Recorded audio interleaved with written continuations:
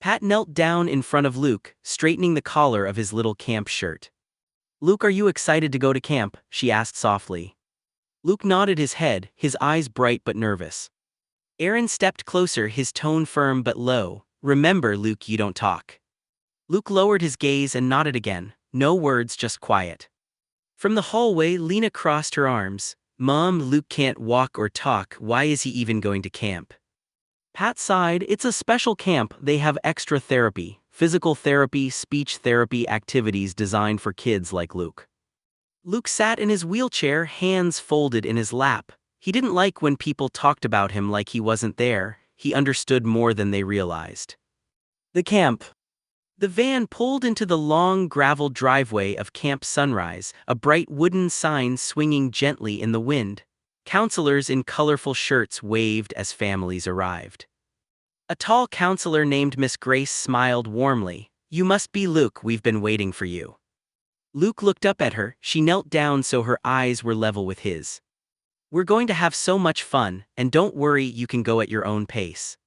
Pat explained his needs carefully. "He uses a wheelchair and he doesn't speak." Miss Grace nodded. "That's okay. We use communication boards, picture cards, and adaptive equipment. He'll fit right in." For the first time that morning, Aaron looked unsure. First day. Luke's cabin was filled with other kids who had different abilities. Some used walkers, some had hearing aids. One boy, Marcus, used a tablet to talk.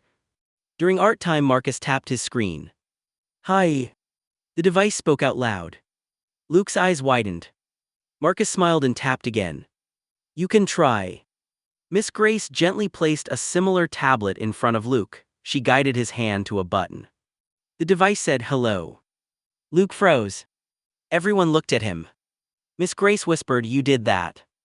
Luke pressed another button. "My name is Luke." The cabin went quiet.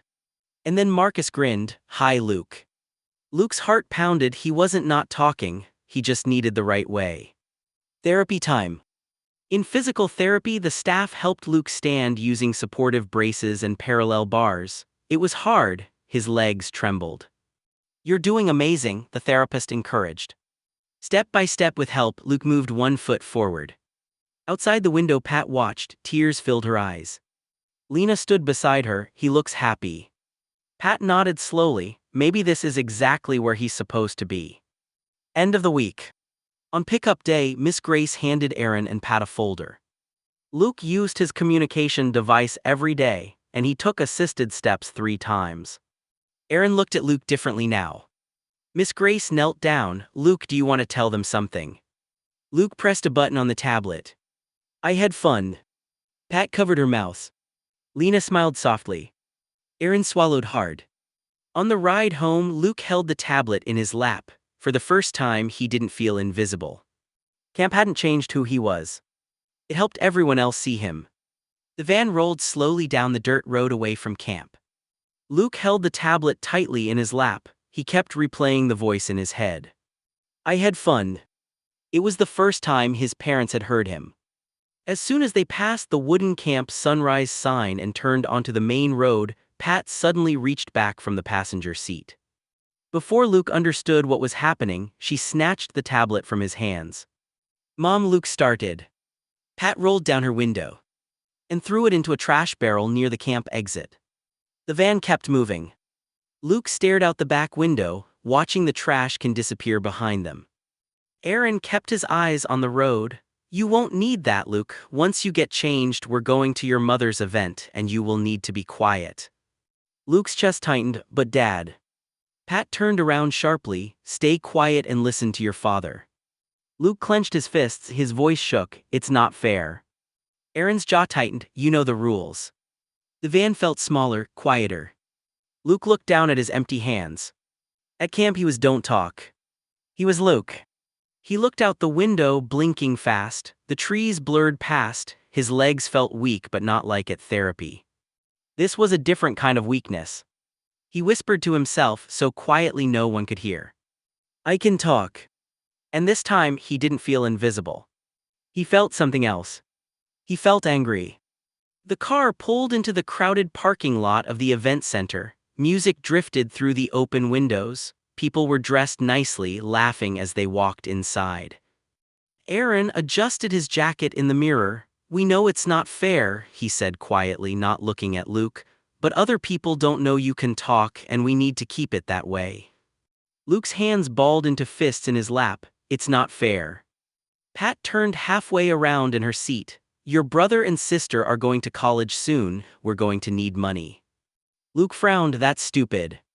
Aaron's voice hardened. "Stop complaining, stop talking, we're at the event." Luke looked down at himself. "But I need to be changed though." Aaron gave him a sharp look. "You know the routine, now quit it." The car went quiet again. Inside the event hall, people smiled sympathetically when they saw Luke in his wheelchair. Some whispered, some looked at Pat with admiration. "You're so strong," one woman told her. "It must be so hard," another said. Pat gave a practiced, tired smile. Luke sat there staring at the floor. He understood now. They didn't want people to know he could speak. They didn't want people to see him stand with help. They didn't want questions. They wanted sympathy. They wanted donations. Across the room, a woman with a name badge that read event coordinator knelt down beside him. "Hi there," she said gently. "Are you having a good evening?" Luke looked at his parents. Aaron was across the room talking to someone important. Pat was busy accepting compliments. The woman waited patiently. Luke swallowed. He could stay quiet. That was the rule. But camp had shown him something different. He looked up at her. Very softly but clearly he said, "I can talk." The woman's expression changed, not shocked, just attentive. "Oh," she said carefully, "that's wonderful." Pat's head snapped around from across the room. Luke's heart pounded. For the first time, breaking the rule didn't feel like weakness. It felt like truth. Pat's heels clicked fast against the tile as she pushed Luke's wheelchair through the side doors and out into the cool night air. The music from inside the event muffled behind them. She spun the chair so he was facing her. "No movie tonight," she said sharply. Luke's hands gripped the sides of his chair. "Mom. Do you want to become homeless?" Pat snapped. The words hit harder than the cold air. Luke's shoulders folded inward. He looked down at his lap. "No." "Then stay quiet," she said, lowering her voice but not softening it. "You don't understand what's at stake." The side door opened again. Aaron stepped out. "What is going on?" Pat straightened immediately. "Nothing, he's just tired." Aaron looked at Luke. "Are you tired?" Luke hesitated. He could say yes. That would be easier. But his chest still felt tight from inside, from the rule, from the trash can at the camp gate. He swallowed. "No." Pat's fingers tightened around the wheelchair handles. Aaron studied him for a moment longer than usual. "Then what is it?" Luke's voice trembled, but he didn't lower it this time.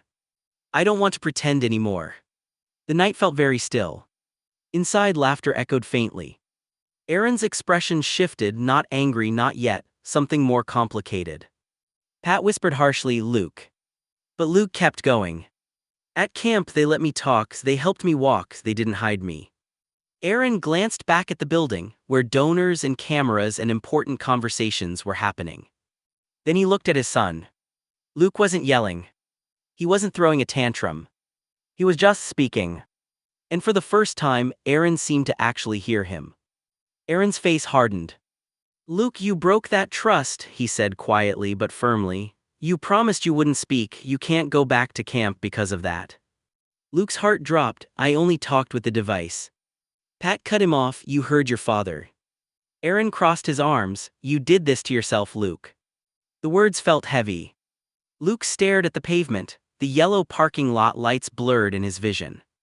At camp they told him using a device wasn't breaking rules. It was communicating, it was progress, it was therapy. Here it was betrayal. "I just wanted to talk," Luke whispered.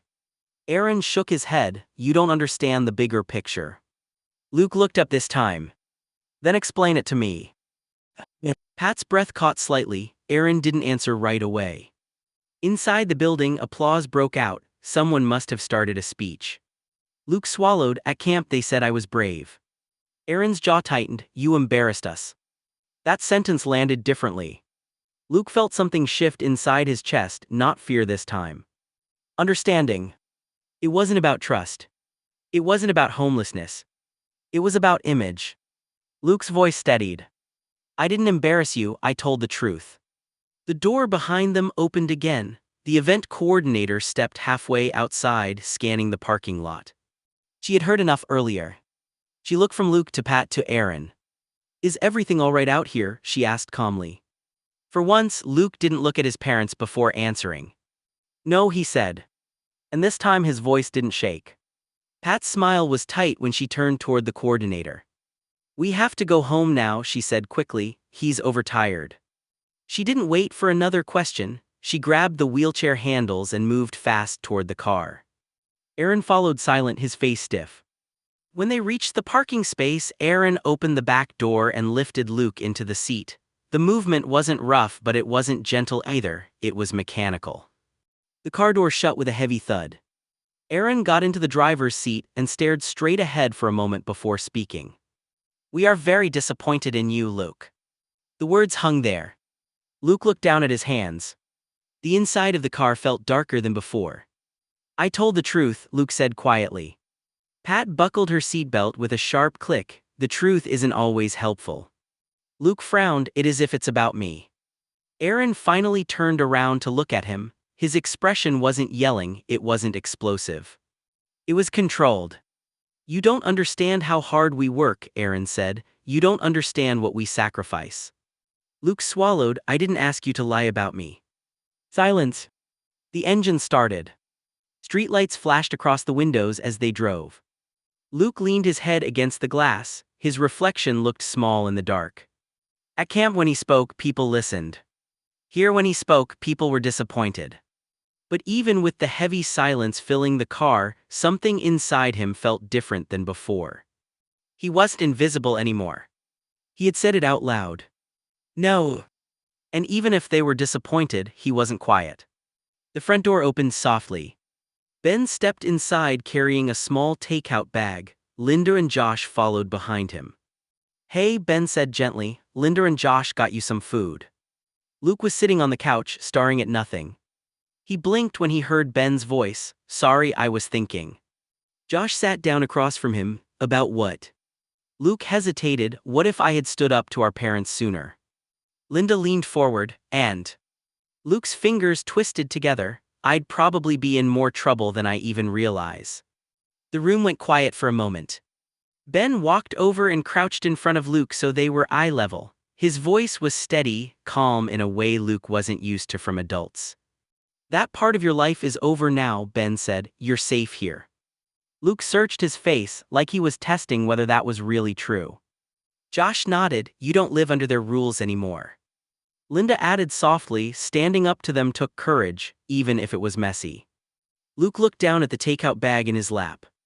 Ben gently nudged it closer. Eat first, then we'll get you ready for therapy. Luke gave a small nod. Therapy didn't feel like punishment anymore. It felt like progress. He opened the bag slowly. The smell of warm food filled the room. For once, eating wasn't about control. It was about care. Ben stood up but kept watching him.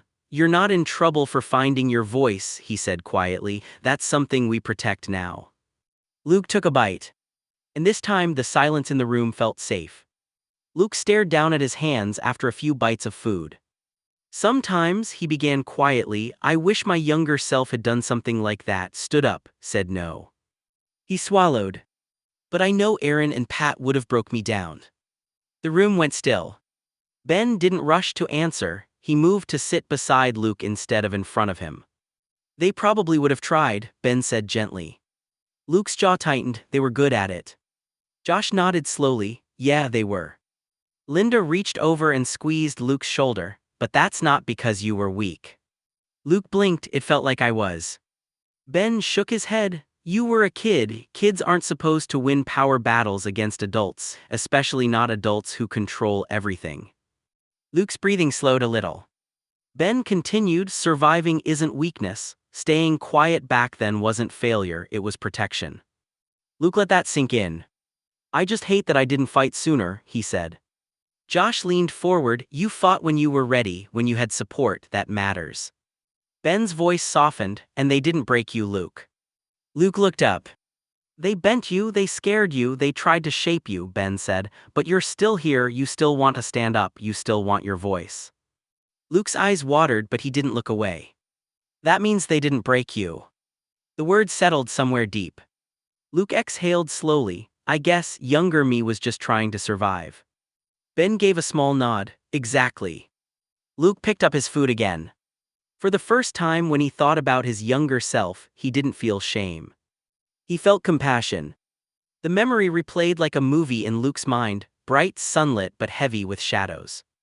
In his daydream, Pat's voice cut sharp through the imagined camp office. Now that camp was too helpful, but Luke screwed that up, she said, shaking her head. Aaron leaned back in his chair, tapping a finger against the table. You want to try a different one? Pat's eyes lit up with that calculating gleam he knew too well. Yes, there's a trip to England next summer I want to go, do you?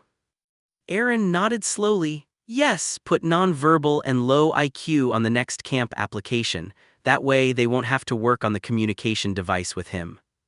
Pat blinked, a slow smile forming. Why didn't I think of that before? Aaron shrugged, matter of fact. We thought he would stay quiet with or without a communication device.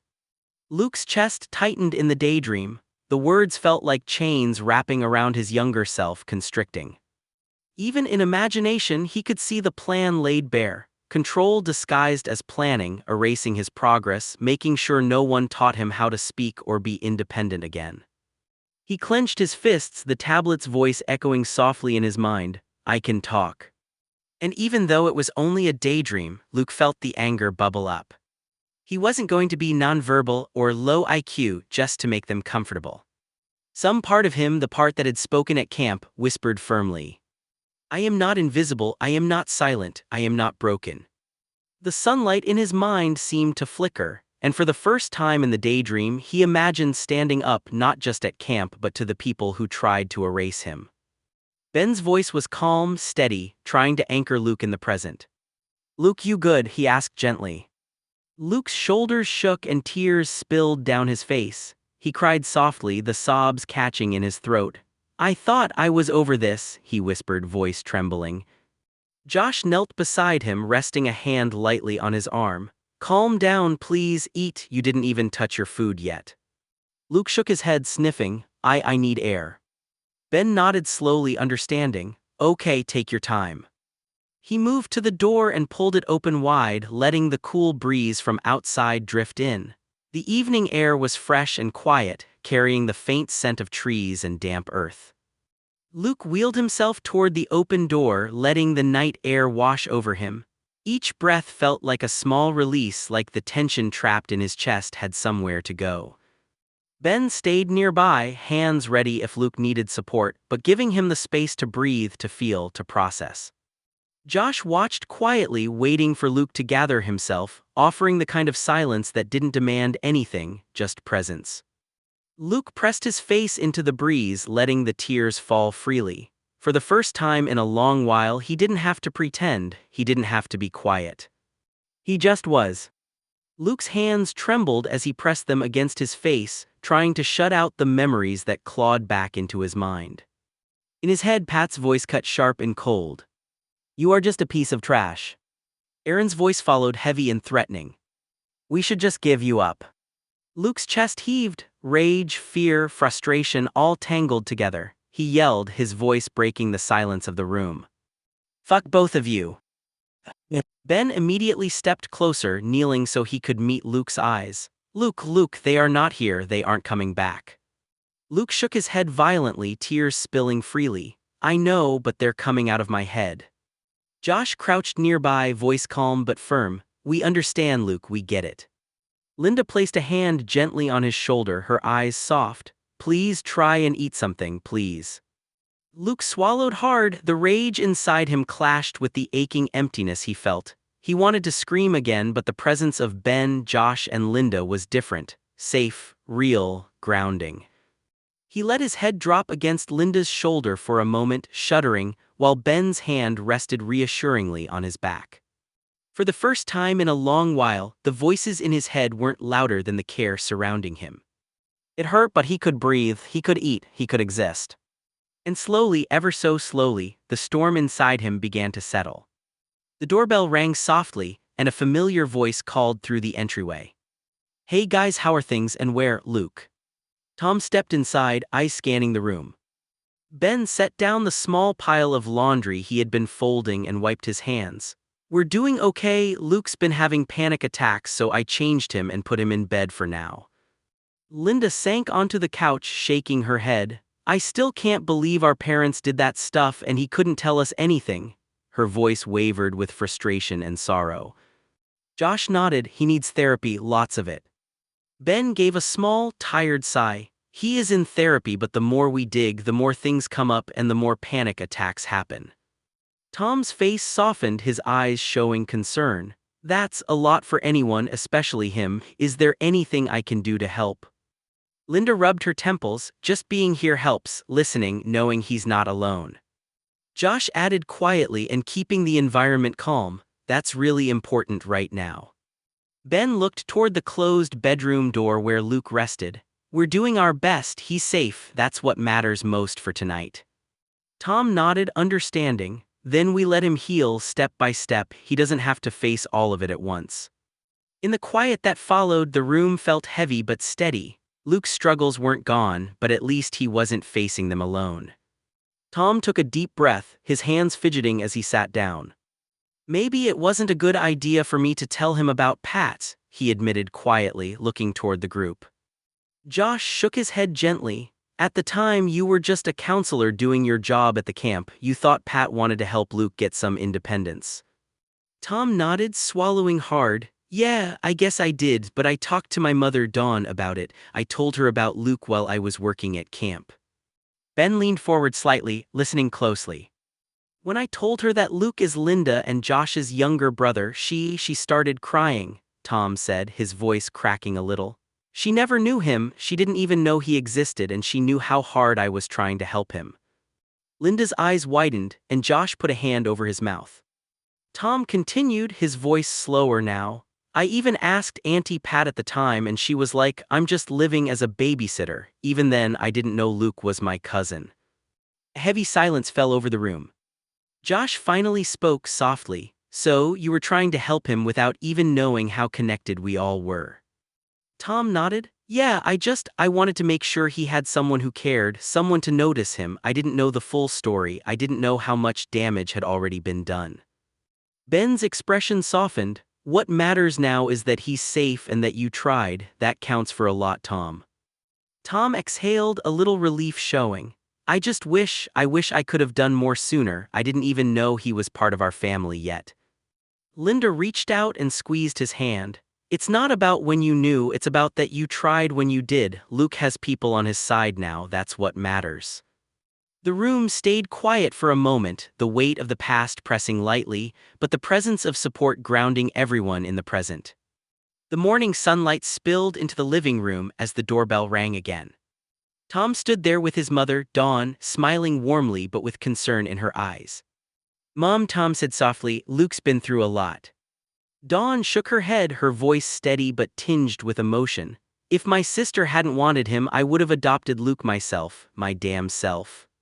Inside the house, the atmosphere was tense but quieter than usual. Josh walked over to Luke's bedside. "Luke, time to get out of bed, somebody wants to meet you." Luke's head barely lifted from the pillow. "Ben, please kick my brother out of my room." Ben sighed, crouching down next to him. "It's okay, Luke, it's Tom and your aunt." Luke glared up, frustration flashing across his face. "I don't give a damn." Ben placed a gentle hand on his shoulder. "I know, but they care about you, they really do." Luke's jaw tightened. He didn't want to deal with more people, he didn't want to face words or questions. Josh tried again, softer this time. "They just want to see you, Luke, that's all." Luke stared at the ceiling, refusing to move. His mind still echoed with all the things he hadn't been able to say to his parents. Ben let him sit there for a moment, giving him space, knowing that pushing him would only make him retreat further. Outside, Dawn and Tom waited patiently, their presence steady and calm like an anchor in the storm of Luke's emotions. Eventually, Luke's eyes flicked toward the doorway, curiosity warring with his anger. He didn't speak, but he didn't push them away either. For now, that small acknowledgement was enough. Luke was laying down with a little toy in his hand and playing with it to make himself clam, staring at the ceiling. His voice was small, strained. "I'm weird from meeting all these new people," he said quietly. "My parents keep telling me to be quiet, so it's hard." Dawn knelt nearby, her expression gentle. "I know, Luke, just take it slow, that's all anyone can ask." Tom shifted uncomfortably. I was helping him way before I even knew we were cousins," he admitted. Luke's eyes narrowed. "Just don't do it a lot," he muttered. His words were cautious, a line drawn between trust and fear. Tom nodded quickly, earnest. "Luke, my mom is good, she won't hurt you in any kind of way, I promise." Luke looked at Dawn for a long moment, searching her face. There was no harshness, no judgment, only calm and patience. He exhaled slowly, letting some of the tension drain from his body. Meeting new people felt overwhelming, but for the first time he sensed that maybe, just maybe, he didn't have to stay quiet. Dawn smiled softly. "You'll see, you're safe here, Luke. No one's going to make you small again." Luke let that settle in. Small steps, he reminded himself, that's all it had to be for now. Dawn's voice was soft but steady. "Luke, you might not know me, but I know you." Luke frowned slightly. "How?" Tom shifted in his seat. "Even when I was helping the other kids at camp, I was more concerned about you. Even if Aunt Pat didn't pay me sometimes, I just kept an eye on you." Luke absorbed that quietly, then he looked straight at Tom. "Okay, but can you tell me something?" Tom nodded. "Go ahead." "When you saw her dropping me off at camp, what did she tell you?" Tom hesitated. "She said she was just a nanny for you." Luke didn't look surprised. "She was right," he said flatly.